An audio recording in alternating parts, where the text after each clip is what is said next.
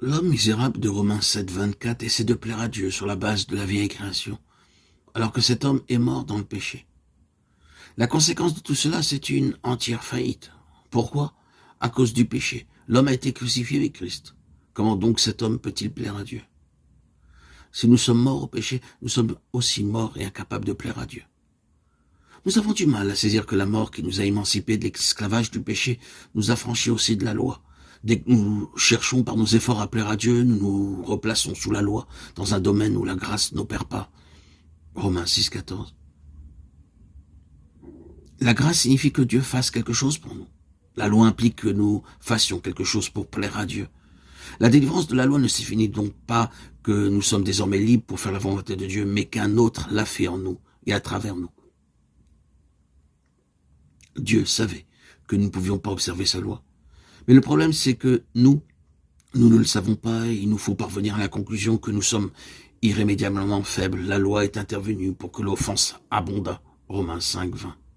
Un jour, nous voyons cela et pouvons confesser « Je suis un pécheur de la tête aux pieds, je ne peux rien faire pour plaire à Dieu ».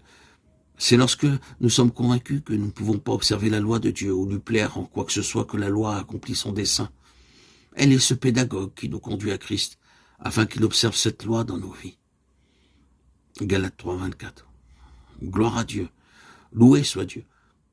Il est le législateur qui est sur le trône et il est aussi l'observateur de la loi dans nos cœurs. Celui qui donne la loi l'observe lui-même en nous. Tant que nous essayons de faire quelque chose, il ne peut rien faire. Frères et sœurs en Christ, bien-aimés, c'est à cause de tous nos efforts que nous ne parvenons à rien du tout. Et jusqu'à ce que cela soit reconnu, nos déboires et nos désillusions ne cesseront jamais. Nous avons tous besoin de parvenir au stade où nous désirons « Seigneur, je ne peux rien faire pour toi », que ce soit dans le domaine de mon salut ou de ma sanctification. Mais je crois que toi, tu peux tout faire en moi. Ah, quelle merveille! Une fois, frères et sœurs, qu'on a réalisé, vécu cette pensée dans notre chair, une fois qu'on l'a expérimenté dans notre quotidien, alors la réalisation est effectuée. Romains 5 nous révèle l'homme en Adam, Romains 6 en Christ, Romains 7 dans la chair et Romains 8 dans l'esprit. Dès que nous acceptons la révélation de Romains 5 concernant notre état naturel, nous saisissons alors tout naturellement la vérité concernant les provisions de grâce que Dieu nous présente dans Romains 6.